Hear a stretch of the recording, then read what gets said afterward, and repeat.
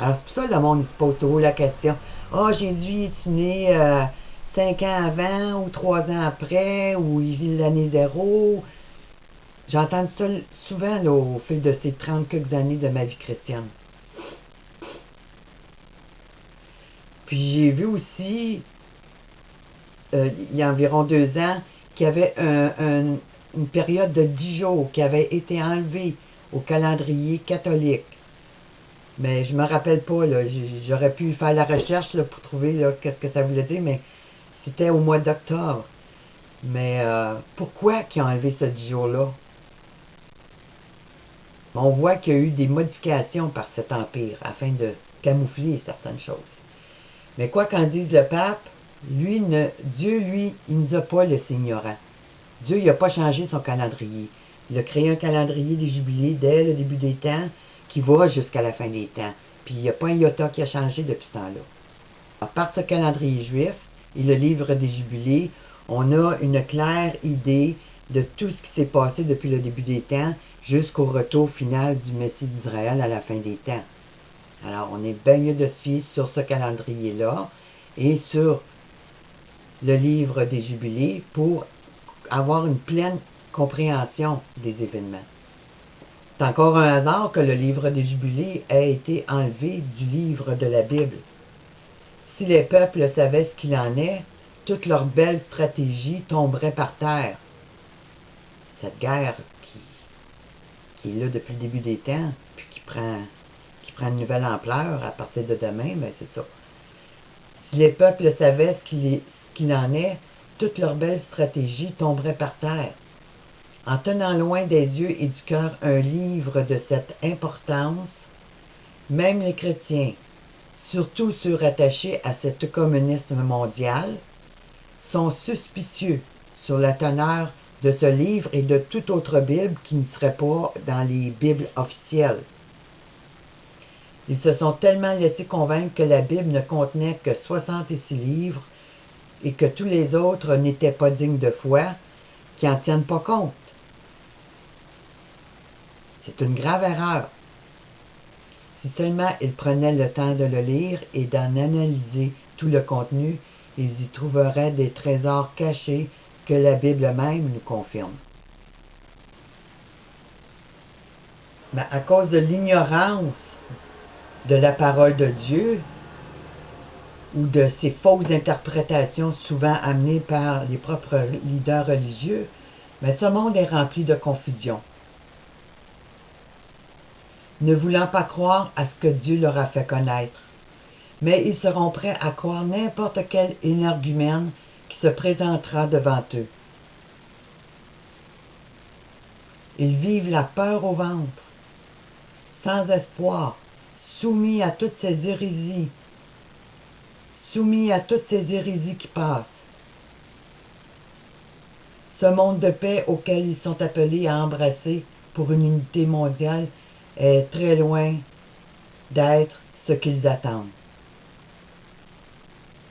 L'enlèvement que plusieurs attendent pourrait aussi se révéler être un enlèvement par les forces des ténèbres, qui pourrait leur faire croire que la planète est en grand danger et qu'il faut l'évacuer. Ça, on l'entend dans leur langage au mouvement du Nouvel Âge. J'ai lu cela dans plusieurs de leurs documents.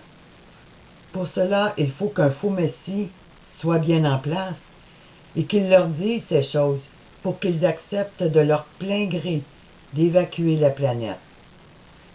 Pourquoi le plein gré? Parce que autant Dieu que Satan ne vous demanderont jamais rien, n'exigeront jamais rien sans votre plein consentement.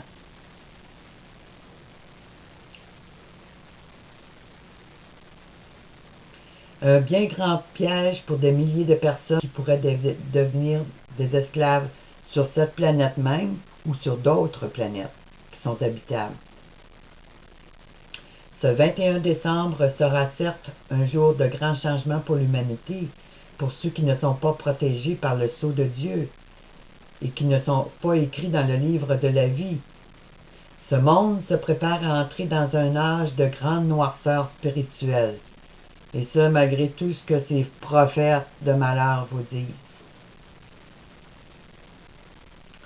Tous ces gourous, ces esprits guides du nouvel âge, ces anges déchus et néphilim, les préparent depuis plusieurs années à croire que ce nouvel évangile de fausse paix va les sauver, va les emmener dans une nouvelle ère de grande prospérité spirituelle et physique.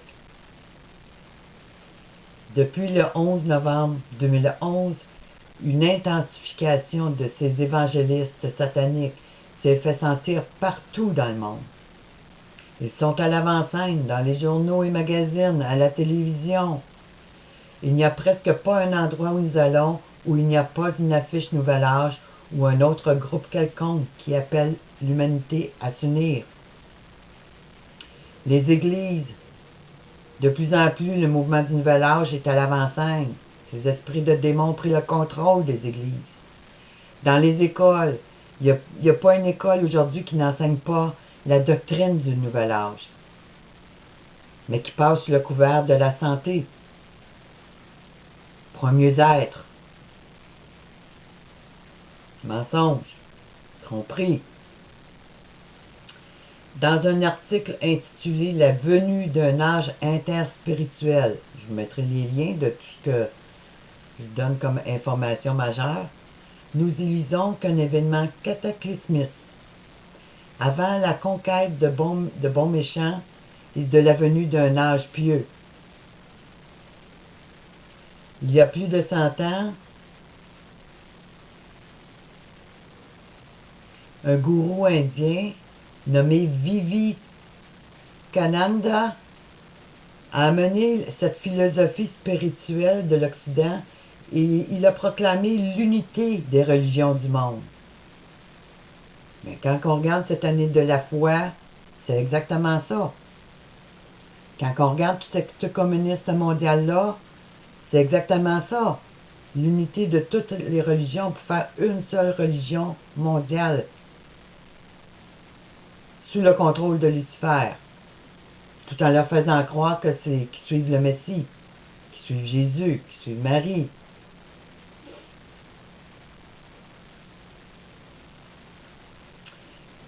Ce gourou envisage que l'humanité va se rassembler sous une même unité malgré toutes ces différences. Mais quand on écoute le langage du Conseil mondial des Églises et du Pape, c'est exactement la même chose qu'il nous dit 100 ans plus tard. Et il nous dit que, ça c'est il y a 100 ans passé là, il dit que chaque groupe spirituel dans lequel il a participé au cours des 30 dernières années a exprimé une opinion semblable, que nous sommes au milieu d'un changement de la conscience planétaire. C'est ça. Ce nouvel âge, cette nouvelle conscience qui va unir le monde sous cette même unité globale. Alors, je vais m'arrêter sur certains points bien précis que moi je considère importants pour le 21 décembre. Certaines choses, c'est dans qu'est-ce qui est véhiculé puis qu'est-ce qui se met en place. Alors, une des choses qui est véhiculée par le mouvement du Nouvel Âge, pour toute la doctrine dans son ensemble, ben, je vous encourage à faire vos propres recherches pour ceux qui n'ont jamais pris le temps. Mais j'ai pas le temps de m'arrêter à vous expliquer c'est quoi toute la doctrine du Nouvel Âge. Moi, ça fait des années que je lis sur ça, puis j'ai pu voir que les pièges nombreux qui sont mis devant le peuple.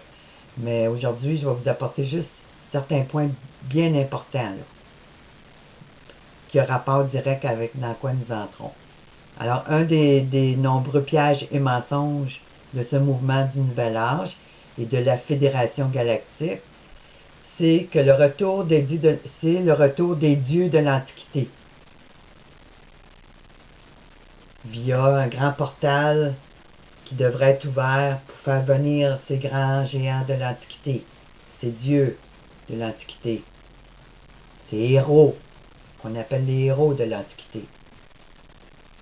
Mais si on va dans le livre d'Apocalypse 9, on nous parle du retour d'Apollyon et de ses anges, on nous parle des esprits impurs, les sauterelles.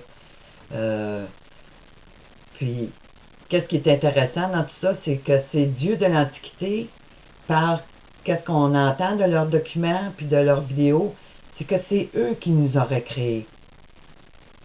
Puis que là, ils s'en viennent nous aider à ascensionné. Mais pourquoi qu'ils ne l'ont pas fait avant? Quand on regarde ce qui se crée en laboratoire présentement avec ce transhumanisme-là, ils sont déjà génétiquement modifiés spirituellement aussi, pas juste physiquement. Alors pourquoi qu'ils ne l'ont pas fait dans le passé? Puis que là, là on vient vous aider à... Mais si on va dans Jérémie 27, verset 5, Dieu nous dit, c'est moi Dieu, qui ai fait la terre, les hommes et les animaux qui sont sur la terre. C'est pas les dieux de l'Antiquité, puis les Anunnaki, puis tout ce que vous voulez. C'est Dieu, le grand Dieu, l'Éternel. C'est lui qui a créé les hommes et les animaux sur la terre. Par ma grande puissance et par mon bras étendu, et je donne la terre à qui cela me plaît. Eux, ils s'en emparent, mais Dieu, lui, la donne à qui il veut. C'est ça notre grand Dieu. Alors, quand ils vous arrivent et qu'ils vous disent que c'est eux qui ont créé les humains, qui habitent sur la terre, ben, on a une confirmation dans Jérémie. Puis si vous lisez le chapitre 1 de la Genèse, ben, Dieu nous montre toute la création qu'il a faite à ce moment-là, au début des temps. Alors, quand on lit le livre d'Enoch, qui est un autre livre qui a été retrouvé dans les écrits de la mer morte, puis c'est un livre qui a été scellé jusqu'à la fin des temps par Dieu lui-même. Puis, mais quand on lit ce livre, on voit que le système des anges déchus, puis tous les systèmes nazis de ces empires babyloniens qui ont régné jusqu'à ce jour, ben c'était toujours de la tyrannie, c'était toujours de l'oppression, c'était toujours d'amener le peuple dans une soumission très grande pour être leurs esclaves. Alors c'est ça qui fait la différence entre la classe aristocratique mafieuse, et le peuple ordinaire. Le peuple ordinaire a toujours été oppressé au cours de ces siècles par ces empires. Mais celui qui prend place, il va être le plus terrible de tous les empires que le prophète Daniel me dit. Ce sont des êtres sanguinaires. Les disciples de Satan, ce sont des êtres sanguinaires qui changent le droit en absinthe. Eux ont tous les droits, mais nous, on n'en a plus aucun. Il faut la terre, la justice de Dieu. On regarde où ce qu'on en est rendu dans les lois aujourd'hui, ben il n'y en a plus de justice. Nous sommes sous un état militaire, nous ne sommes plus sous un état de droit normal, mais sous un empire totalement militarisé. Alors la Bible et l'histoire nous en donnent de nombreuses preuves. On a vu déjà là, ce qui s'est passé avec Hitler parce que ça a fait beaucoup l'effet de reportage, même si on ne nous a pas tout dit, puis qu'on nous a caché certaines choses comme la supposée mort d'Hitler. Il n'est jamais mort, Hitler, il a été évacué, puis il y a des gens qui ont parlé sur ça. Mais l'histoire officielle nous dit que Hitler est mort brûlé avec son épouse. Alors ces gens-là, ils s'en sauvent toujours, ils ne sont jamais rendus coupables. Ceux qui ont passé à Nuremberg, c'est les sous-gradés. C'est jamais les hauts placés. Eux, ils ont été évacués. Alors, ces hauts dirigeants politiques et religieux pratiquent dans le secret le culte des démons. Puis ça a toujours été. Ils pratiquent aussi les sacrifices humains. La barbarie. L'entraide entre frères et sœurs qui se cachent derrière la haute franc-maçonnerie.